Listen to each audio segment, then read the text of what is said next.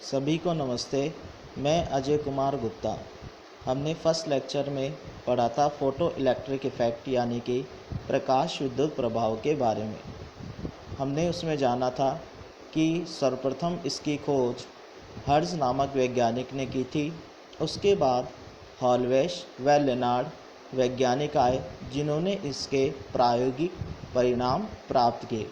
उन्हीं के आधार पर यह देखा गया कि प्रकाश विद्युत प्रभाव की यह घटना किस प्रकार आवर्ती तीव्रता या विभवांतर परिवर्तित करने पर इसमें क्या परिवर्तन होता है, इसका अध्ययन अब हम ग्राफ की सहायता से करेंगे। ये एक्सपेरिमेंटल डायग्राम सभी को दिखाई दे रहा है। इसमें एक निर्वातित नलिका ली है जिसमें दो टर्मिनल, एक कैथोड तथा एक एनोड लगा हुआ है। कैथोड को C से तथा एनोड को A से डिनोट कर रखा है तथा निर्वातित नलिका को कैपिटल T से डिनोट कर रखा है। धारा के मापन के लिए सर्किट में एक माइक्रो एमीटर लगा हुआ है तथा विभवांतर के मापन के लिए एक वोल्टमीटर V लगा हुआ है तथा धारा को नियंत्रित करने के लिए एक रियोस्टेट RH लगा हुआ है तथा उसमें एक बैटरी लगी हुई है तथा इसी के साथ इसमें एक कम्यूटेटर जिसको K से डिनोट कर रखा है वो इस सर्किट में लगा हुआ है। अब कम्यूटेटर क्या होता है? यह एक दिक् परिवर्तक यंत्र होता है जिसकी सहायता से हम एनोड और कैथोड के टर्मिनल्स को चेंज कर सकते हैं। इसका अर्थ यह है कि अभी इस सर्किट में अगर हम देखें तो एनोड A जो पॉजिटिव टर्मिनल है वो बैटरी के पॉजिटिव से तथा C जो नेगेटिव टर्मिनल है वो बैटरी के नेगेटिव से जुड़ा हुआ है। परंतु हम दिक् परिवर्तक की सहायता से एनोड को बैटरी के नेगेटिव से तथा कैथोड को बैटरी के पॉजिटिव टर्मिनल से जोड़ सकते हैं। यह दिक् परिवर्तक का अर्थात कम्यूटेटर का कार्य होता है।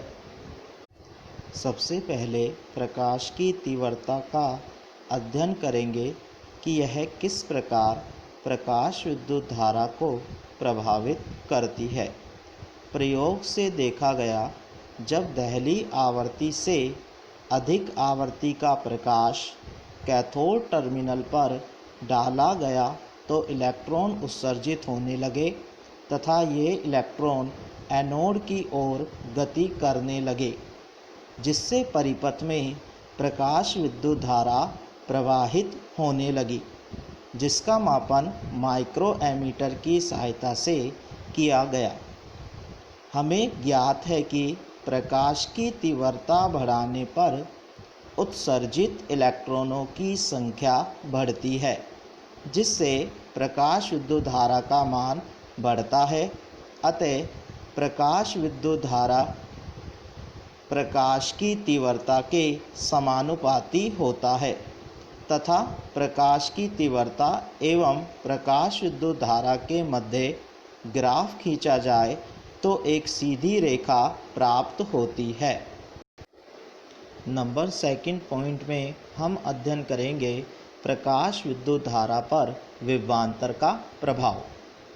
जब प्रकाश की तीव्रता व आवृत्ति को नियत रखकर विभवांतर का मान बढ़ाते हैं तो प्रकाश विद्युत धारा का मान भी बढ़ने लगता है।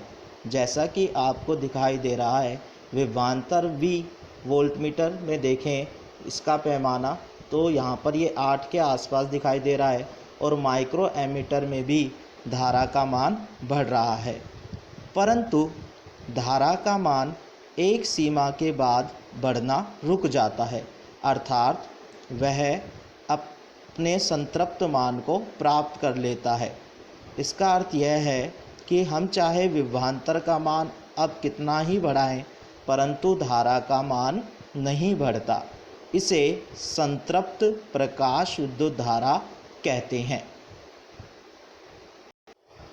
अब दिक् परिवर्तक की सहायता से एनोड को ऋण विभव पर तथा कैथोड को धन विभव पर रखते हैं, जिससे अल्पमान की धारा प्रवाहित होती है, क्योंकि कुछ इलेक्ट्रॉन फिर भी एनोड तक पहुंच जाते हैं, जिनकी गतिज ऊर्जा बहुत अधिक होती है।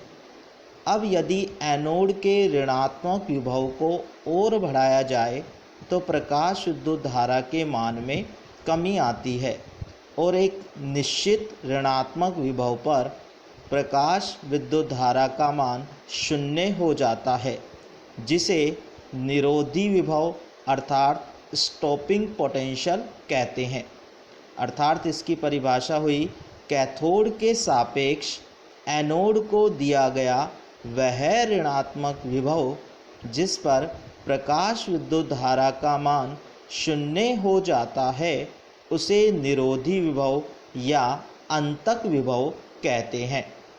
क्योंकि आपको डायग्राम में साफ दिखाई दे रहा होगा कि इस समय एनोड जो टर्मिनल है वो बैटरी के नेगेटिव से तथा कैथोड पॉजिटिव से जुड़ा हुआ है, यानी कि हमने अब की बार जो विभव दिया है वो पहले से विपरीत है, तो इसलिए इसको अंतक विभव कहते हैं, क्योंकि इस विभव पर धारा का मान घटकर शून्य हो जाता है। अतः विभवांतर का मान परिवर्तित करके यह ग्राफ प्राप्त होता है।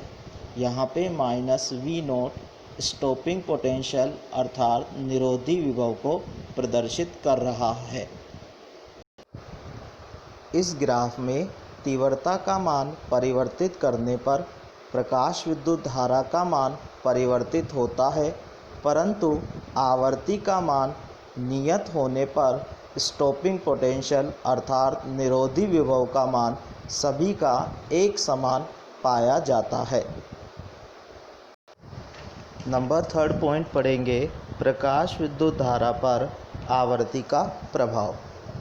इसमें प्रकाश की तीव्रता का मान नियत है, इसीलिए प्रकाश विद्युत धारा का मान भी नियत प्राप्त होता है, परंतु प्रकाश की आवर्ती का मान भिन्न भिन्न है, इसलिए निरोधी विभव का मान भी भिन्न भिन्न प्राप्त होता है। वास्तव में निरोधी विभव इलेक्ट्रॉन की अधिकतम गतिज ऊर्जा का मापक है। इस ऋण विभव V0 के कारण इलेक्ट्रॉन को कैथोड C से एनोड A तक पहुंचाने में E.V0 कार्य करना पड़ता है और यह किया गया कार्य अधिकतम गतिज ऊर्जा के तुल्य होता है। अतः इससे स्पष्ट होता है कि इलेक्ट्रॉन की गतिज ऊर्जा आपतित प्रकाश की आवर्ती पर निर्भर करती है, वो आपतित प्रकाश की तीव्रता पर निर्भर नहीं करती। आपतित प्रकाश की तीव्रता पर केवल प्रकाश विद्युत धारा ही निर्भर करती है। प्रभाव को समझाने का प्रयास किया वो इस डायग्राम से समझते हैं। तरंग सिद्धांत के अनुसार जब तरंग धातु के पृष्ठ पर आपतित होती है तो इलेक्ट्रॉन सतत रूप से ऊर्जा का अवशोषण करते हैं और उत्सर्जित होते हैं। तो ये जैसा आपको डायग्राम में दिखाई दे रहा है। अब यदि तरंग का आयाम बढ़ाते हैं तो ऊर्जा का मान बढ़ता है और उत्सर्जित इलेक्ट्रॉनों की संख्या बढ़ती है, ऐसा तरंग सिद्धांत का मानना था। तो उसी के आधार पर उन्होंने पहला प्रेक्षण दिया कि जो इलेक्ट्रॉन की काइनेटिक एनर्जी होती है वो तीव्रता पर निर्भर करती है, परंतु वास्तव में ऐसा नहीं है, क्योंकि हमने प्रकाश विद्युत प्रभाव के एक्सपेरिमेंट में पढ़ा था जो काइनेटिक एनर्जी होती है वो इंटेंसिटी ऑफ रेडिएशन यानी कि तीव्रता पर निर्भर नहीं करती, इसलिए उसका पहला प्रेक्षण गलत हो गया प्रकाश विद्युत प्रभाव के बारे में। फिर उसने दूसरा प्रेक्षण दिया। उनका मानना था कि प्रकाश की फ्रीक्वेंसी का मान चाहे कुछ भी हो, यदि तीव्रता का मान ज़्यादा होगा तो धातु की सतह से इलेक्ट्रॉन उत्सर्जित होंगे। ये तरंग सिद्धांत का मानना था, परंतु प्रकाश विद्युत प्रभाव के एक्सपेरिमेंट में हमने देखा था कि आवर्ती का मान थ्रेशोल्ड फ्रीक्वेंसी के बराबर यानी कि दहली आवर्ती के बराबर होना चाहिए, तभी धातु के पृष्ठ से इलेक्ट्रॉन उत्सर्जित होगा, अन्यथा इलेक्ट्रॉन उत्सर्जित नहीं होगा चाहे तीव्रता का मान कितना ही बढ़ा लिया जाए। इस तरह ये सेकंड पॉइंट भी उनका गलत हुआ। नंबर थर्ड पॉइंट में उन्होंने बताया कि इलेक्ट्रॉन को उत्सर्जित होने में टाइम डिले होता है, यानी कि समय पश्चाता लगती है, परंतु प्रकाश विद्युत प्रभाव ने बताया था कि इलेक्ट्रॉन को उत्सर्जित होने में कोई भी टाइम डिले नहीं होता, यानी कि कोई भी समय पश्चाता नहीं होती। अतः इन तीन प्रेक्षण के आधार पर वेव थ्योरी यानी कि तरंग सिद्धांत प्रकाश विद्युत प्रभाव को समझाने में पूर्णतः असफल रहा। ये तीनों अंतर आपको साफ दिखाई दे रहे हैं कि तरंग सिद्धांत के अनुसार जो मैक्सिमम काइनेटिक एनर्जी है वो इंटेंसिटी ऑफ रेडिएशन यानी कि प्रकाश की तीव्रता के समानुपाती होती है, जबकि प्रकाश विद्युत प्रभाव में हमने पढ़ा था मैक्सिमम काइनेटिक एनर्जी जो होती है वो प्रकाश की तीव्रता पर निर्भर नहीं करती। नंबर सेकंड दिखाई दे रहा है अंतर कि हमारे पास फ्रीक्वेंसी का मान चाहे कुछ भी हो, तरंग सिद्धांत के अनुसार यदि इंटेंसिटी का मान बढ़ाया जाए तो इलेक्ट्रॉन धातु की सतह से उत्सर्जित होगा, जबकि प्रकाश विद्युत प्रभाव में पढ़ा था हमने कि कम से कम आवर्ती का मान दहली आवर्ती के बराबर होना चाहिए, तभी धातु की सतह से इलेक्ट्रॉन उत्सर्जित होगा।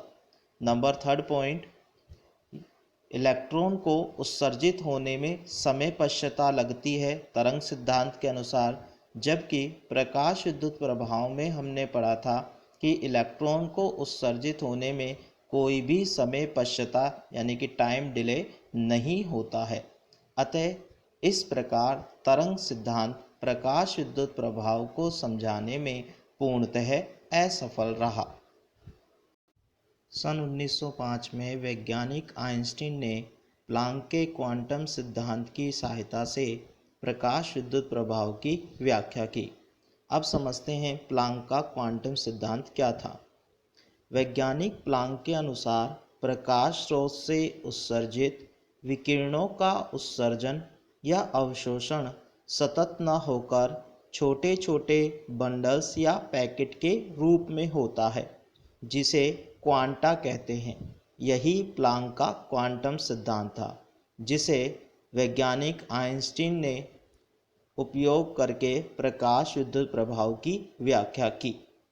वैज्ञानिक आइंस्टीन ने बताया कि प्रकाश की प्रकृति द्वैत होती है, अर्थात प्रकाश केवल तरंग की तरह ही नहीं कण की तरह भी व्यवहार करता है, अर्थात विकिरण ऊर्जा के बंडल के रूप में उत्सर्जित होती है। इन ऊर्जा के बंडल को फोटोन के नाम से जाना जाता है, जैसा कि आपको चित्र में दिखाई दे रहा है। उन कणों को फोटोन नाम दिया गया। फोटोन कण का वेग प्रकाश के वेग के समान ही होता है तथा फोटोन कण उदासीन होते हैं, इसलिए ये विद्युत तथा चुंबकीय क्षेत्रों में विक्षेपित नहीं होते। प्रत्येक फोटोन कण की ऊर्जा निश्चित होती है, E बराबर h म्यू, जहाँ पे h जो होता है वो प्लांक नियतांक होता है, जिसकी वैल्यू 6.62 इंटू 10 की power -34 into joule into second होती है, तथा म्यू जो होता है वो आवर्ती होती है तथा इसका मान परिवर्तित होता रहता है। इसलिए फोटोन कण की जो एनर्जी होती है वो आवर्ती के समानुपाती होती है। वैज्ञानिक आइंस्टीन के अनुसार धातु की सतह पर प्रकाश आपतित होता है तो उसकी ऊर्जा दो भागों में विभक्त होती है। नंबर 1 कार्यफलन के रूप में। अब बात आती है कि कार्यफलन क्या होता है।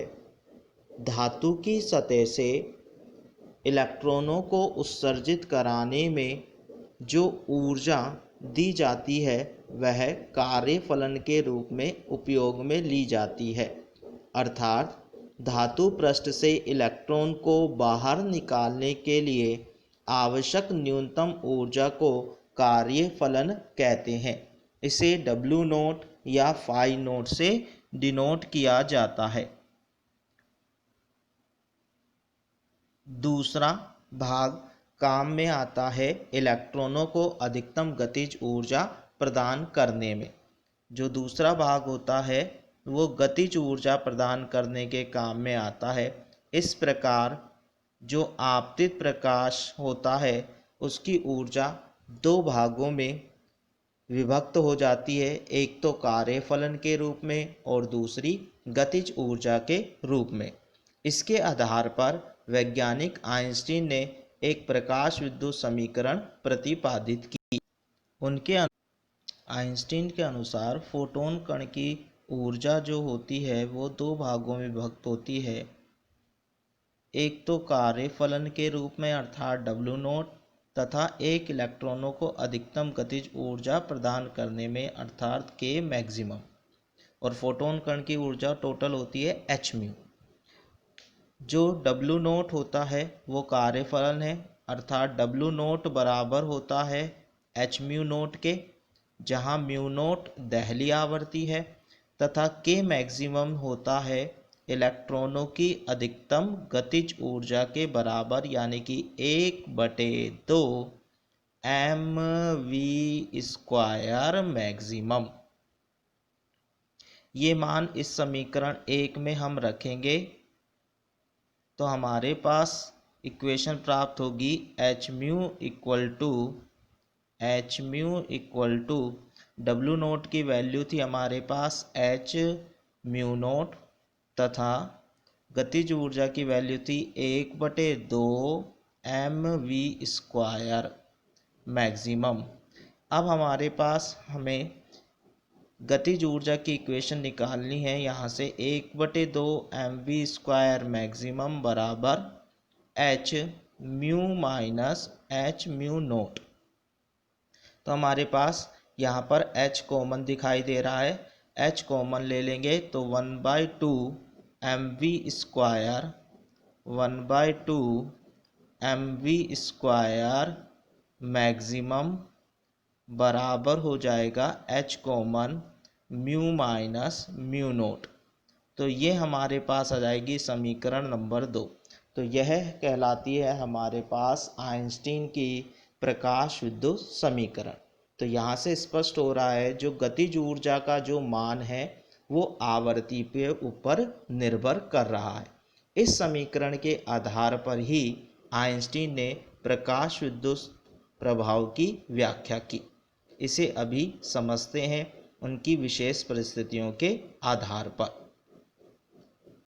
आइंस्टीन की प्रकाश विद्युत समीकरण अभी हमने प्राप्त की, जो कि थी 1/2 mv² मैक्सिमम बराबर था h mu minus mu naught के, जहाँ म्यू आपतित प्रकाश की आवर्ती होती है, म्यू नोट दहली आवर्ती है, h जो है वो है प्लांक नियतांक जिसकी वैल्यू निश्चित होती है 6.62 × 10⁻⁻34 जूल × सेकेंड। इसमें नंबर 1 केस लेते हैं, यदि mu less than mu naught हो, यानी कि आवर्ती का मान दहली आवर्ती से कम हो, तो हम प्रकाश विद्युत समीकरण को देख सकते हैं। अगर ये मान रखते हैं तो हमें गतिज ऊर्जा का मान ऋणात्मक प्राप्त होता है, जो कि संभव नहीं है। नंबर 2, यदि म्यू बराबर म्यू नोट लेते हैं तो गतिज ऊर्जा का मान 0 प्राप्त होता है। नंबर 3 केस, यदि हम आवर्ती का मान mu greater than mu naught लेते हैं, यानी कि आपतित प्रकाश की आवर्ती का मान यदि दहली आवर्ती से अधिक लेते हैं तो गतिज ऊर्जा का मान धनात्मक प्राप्त होता है, अर्थात धातु की सतह से इलेक्ट्रॉन उत्सर्जित होकर गति करेगा जिससे प्रकाश विद्युत धारा बहेगी। इस तरह आइंस्टीन ने अपनी इस समीकरण की सहायता से प्रकाश विद्युत प्रभाव की सफलतापूर्वक व्याख्या की तथा उन्हें अपने तथ्य के लिए नोबेल पुरस्कार से भी सम्मानित किया गया। तो ये पूरा था प्रकाश विद्युत प्रभाव के बारे में।